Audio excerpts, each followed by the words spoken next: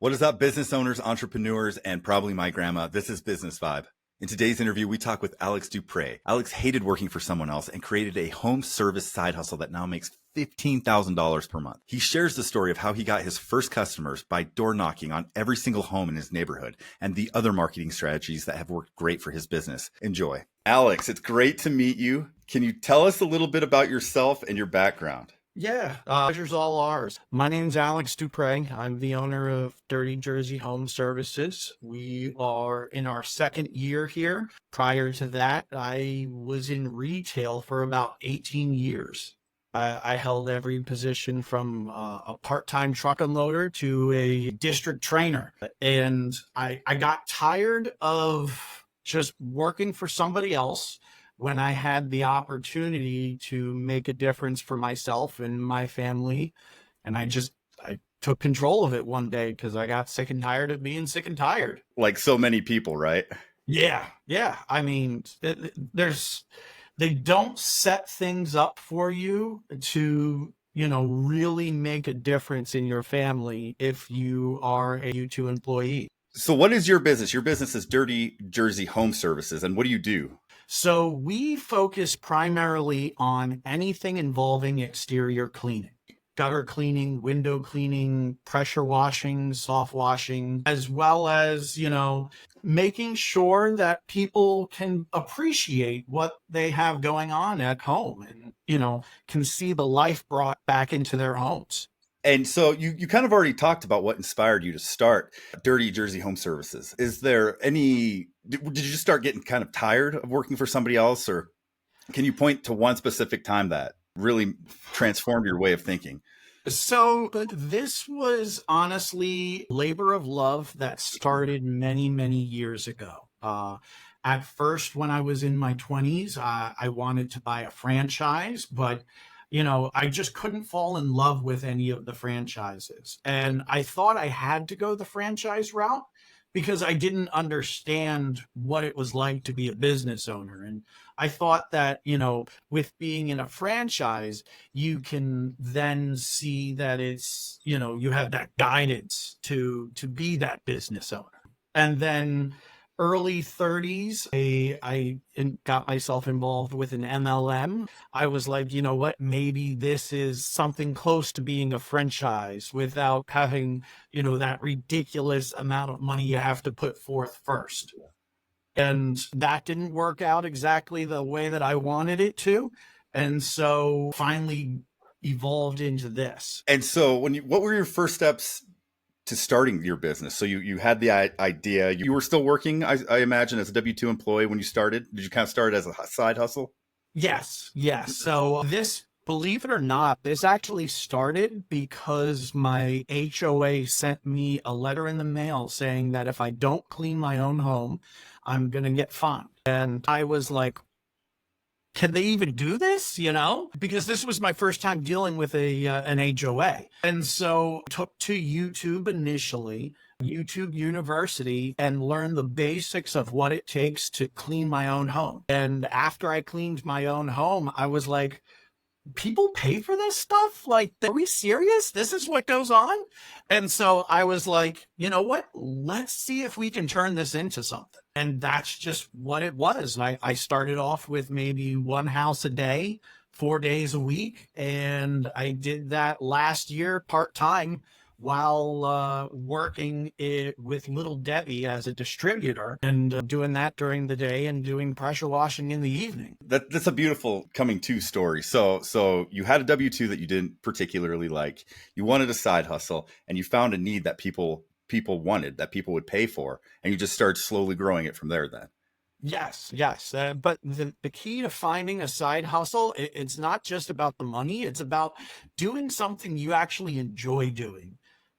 For me, like I said, with retail, it's that before and after picture.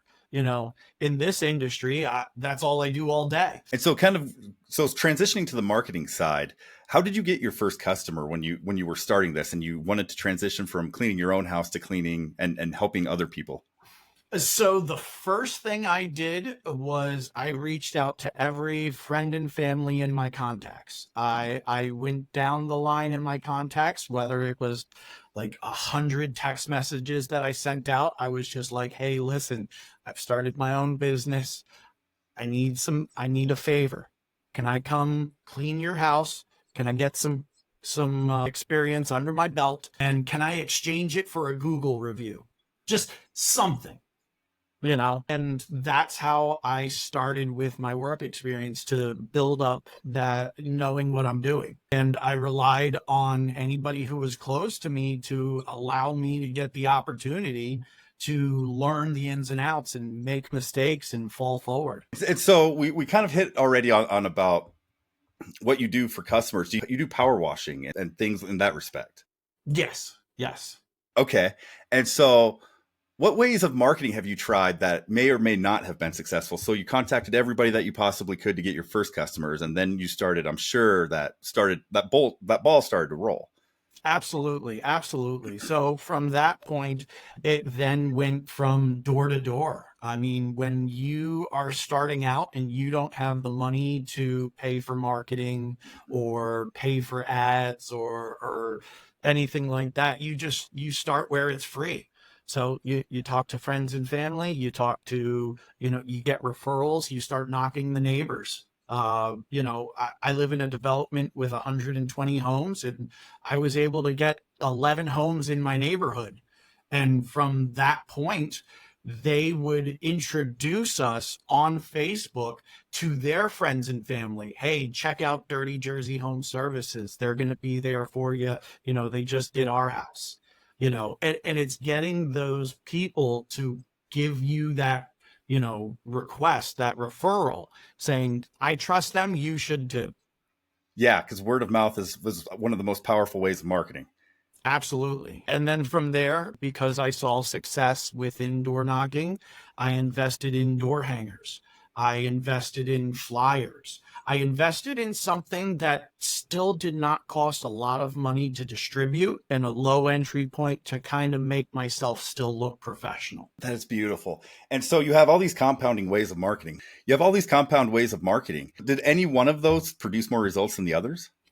So once I got the ball rolling and I started bringing in the revenue, I was then able to start paying for paid ads. Facebook was a great low entry point for paid ads.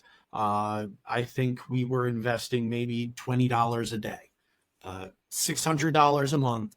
But that $600 a month in ad spend brought in about 70 to 80 leads a month. So Wow. yeah, yeah. So like that was the point where it was like, okay, now we can start taking this very serious. There is this huge demand out there. People need us. And we but I still did it part-time until I saw that my income from my part-time job was equaling the income from my full-time job. And then you were able to make that transition and comfortably say, okay, let's take the leap. Yeah, yeah. Listen, I mean, the first thing that I would recommend to anybody is if you're going to start a side hustle, do not make that leap until your money is equal or better than what you're originally bringing in. And then wait one more year. Get a full season under your belt before you go full time. And I will say that, that was definitely something I didn't do initially. But looking back, if any advice I can give to somebody, it would be get that full season under your belt first before you go full time, because things change from month to month. And so I'd kind of like to go back to like the door knocking. There's, I think, a lot of thought, out there on the internet about, wow, door knocking and cold calling, and that is scary. What was that like for you going into it? Oh, absolutely. It's scary because the number one thing is fear of rejection. But you know what? You just got to get rejected a lot, and then it doesn't bother you. Because you got to remember, at the end of the day, the only thing that matters is, are you going to be able to help somebody? And, you can't help everyone. And you just keep that mentality. I remember my first sale. I was standing in the doorway of somebody's home. They needed to just get their deck clean. So they had a 2-story deck, one on the first floor and one on the second floor, and they just needed a quote for that. And I'm sitting there, I'm measuring it out because the internet told me I had to measure square footage, and I'm trying to do this as professional as possible. And I'm stuttering and I'm skipping over my words and I'm just looking like a bumbling fool. And the customer said, "Yeah, that sounds great. Let's do it." And I was like, "Okay, let's do it. Yeah." And I bet that boost of confidence was just the best thing in the world. Oh my God. Like I called my wife right away and I was like, "I got a sale. Yes."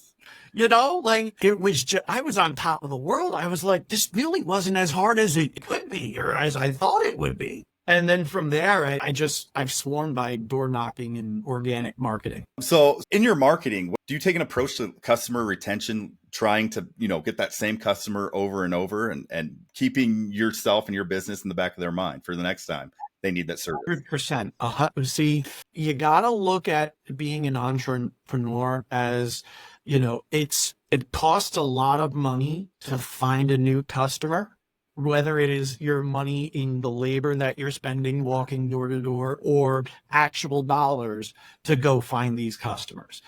But if you already have a customer, you already have that rapport. You don't have to go back to their house next year. You don't have to go and give them a requote because you already have their house mapped out and they know, like, and trust you. Retention is critical. And the best way that we do it is once a quarter, we reach out to them. We give them a call. We just say, "Hey, listen, this is Alex from Dirty Jersey Home Services. We took care of your home maybe 3 months ago. If you ever need anything, whether it's to get your gutters cleaned, whether it's for us to clean your windows, not a problem. We'll be here for you. I'll take good care of you." And you got to come across sincere for these people because that's what they care about. These outreach calls that you're doing to try to get that same customer back a second time, do you track any of those metrics? Do you have any idea of how many people you get back to purchase a second time? Oh, absolutely. So the only way, whether it's new customers or old customers, the only way you're really going to get them to do something is if you are just constantly in front of them. So, we may do a phone call outreach partnered with a piece of mail in the mailbox. I'll send out maybe 500 flyers a quarter and then contact those 500 customers 2 weeks later because you just received this promotion that I'm offering you as an existing customer. And now you're hearing from me again. "Hey, listen, I just want to give you this credit that we have available. I only have 2 left this week and I want to give it to you." Something to make them feel special. And I'm willing to bet that marriage of those two different marketing styles, that really helps and to increase Absolutely. customers. Because you may have been out to their house for one service and they may not even realize that you have another service available for them. So just by telling them about the other services that you offer, I've had customers who were like, "Yeah, our house is still looking good. I don't need it pressure washed, but I really do need our windows taken care of." "Yeah, not a problem. Let me do that for you. Let me take care of you." That's how you retain your customers. So moving kind of to the operation side of this, do you have a team or are you kind of a solo operator? So I started out as a solo operator, but once I hit about 10,000 a month in sales, then I brought on a technician. Then once we hit about 15 grand in sales, we brought on a virtual assistant. Once we hit these points where we're happy with it, or we have enough income to afford it, I guess you would say, add more people. And how do you go about finding those people, to find great people that work for you? The best place to find people are people who are already employed. If you are just looking on Indeed or if you're looking on just any kind of job boards, even job boards that are local at like your local college, maybe not all of them know what they're doing. Maybe not all of them are going to have that work ethic, but people who have a job, they do have a good work ethic. There's a good chance they hate their boss. they could have gotten in a fight with their supervisor over because they didn't put their shopping cart away or something like that. And they go, you know what? I hate this job. But if they're a good worker and you see that they're a good worker, just go up to them and ask them, hey, do you keep your options open? And so how many times have you done that? Hundreds, because not everybody's looking, you know. Yeah, I can't guarantee that this business is gonna work for you, but I can guarantee I can show you a different opportunity that might be better. And if it's not, we can part ways as friends. And so how many people were you able to, hire that way? It depends upon your scenario. This year, we've gone through about 5 people who we found for numerous different things, whether they are technician to work on the trucks, whether they're on the sales team to help sell jobs, whether it's, or something to help with administrative duties, because I'll be the first person to tell you that I am terrible at using the computer. I am not a back office person. I am operations. I am sales. I like to get dirty with my team. And, I lead from the front.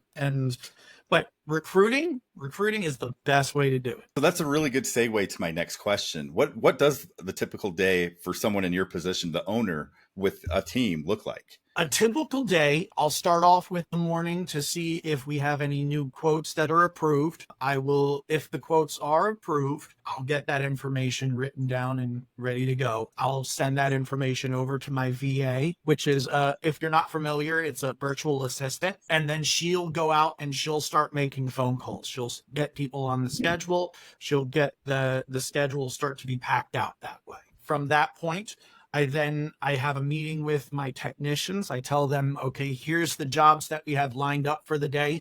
You may need this special chemical. You may need to do this special technique for this particular thing. If you're running into trouble, let me know. If I've got a brand new technician, I may be shadowing him. I may be showing him how to do the work and then teaching him how to do it on his own. If I'm working with new salespeople, I'm out there knocking doors with them. I'm out there making phone calls with them. I'm giving examples, real life examples on what to do so that way they can all be successful. Because I want everybody to be a winner on our team. Because it's not about it being a race to the finish line. It's the journey and how many people you can take with you. How many people are you going to change their lives so that way they can live a better life just like you want to? Do you mind talking about revenue? So right now, when I started out doing it part-time, I was doing 20 hours a week and I was bringing in about $5,000 a month. Whereas my full-time job, I was doing 50 hours a week and I was bringing in about 5,000 a month. That's when we were like, you know what, next year we need to make this a full-time gig. When we did start going full-time, within the first 2 months, the first month was $4,000. The second month was $10,000. And then the next 3 months were $12,000. So we're still considered a very young business. But then once we started to grow into about 15, again, brought in the VA, I hit that next mile marker. And then right now, our goal going into the second half of the year is pushing for 20,000 a month. Beautiful and good for you. And so moving kind of into the personal insights, there's a question I love to ask every entrepreneur that I interview. And that is, what was your childhood like? Did you always want to start your own business? No, I was a wild child. I was irresponsible. If you ask my mom, I was a bad kid. I hung out with the wrong crowd. I didn't like listening to authority. That could be why I wanted to be my own boss, is because I didn't like the idea of someone having their thumb on me. A lot of these folks, when they become supervisors, they're brand new. They think they know everything. And, sometimes you get jaded and you don't want to listen to that kind of stuff when you know that there could be another way to get a job done and still be successful. Perhaps that is why. I don't know. I'd say probably what really pushed me was the book called Rich Dad, Poor Dad. And reading that book and learning about the 4 squares of income, from being an employee to being self-employed, to being a business owner, to being an investor. If you haven't read that book, I would definitely read it. And so what qualities or skills do you think are necessary for somebody in the home service industry? It depends. If you just like doing the work, getting your hands dirty and learning how to do the work efficiently. But if it's about becoming an entrepreneur, it's 100% sales and marketing. And I feel like this is why so many business owners just fail, because they go into this going, you know what? I can work a hammer and a nail. I can be a contractor, but they don't know how to market their business. And if you don't know how to market your business, you will ultimately go under. So coming to my last couple of questions, what advice would you give to someone looking to start their own business? Get a mentor.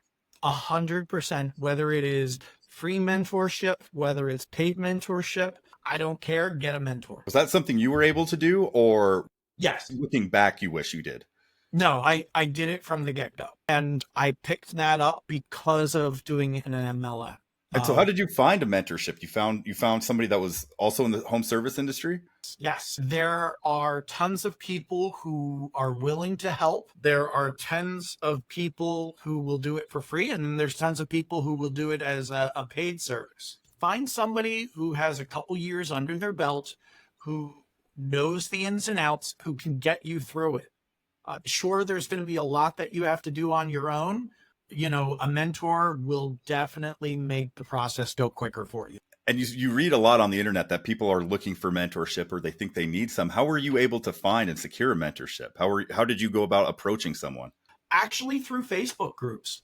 So there, in our industry, there are tons of Facebook groups, and there are people who are willing to give free advice. There are people who are willing to give paid advice. You just got to do your due diligence, and you need to see, especially if you're going to pay for it, you have to see what their track record of success for others is. Great advice if you're looking for a mentor then. And so my last question, where can people find more information about you and your business? You can go right on dirtyjerseyhomeservices.com. You'll see our website. We're based out of South New Jersey, and we're here to help anybody, whether it's questions, concerns, or you need help getting your house clean. We got you. And we'll definitely link that in the bottom too. Thank you so much for joining us. I appreciate you. It's our pleasure. I loved it. And I thought this was a cool experience.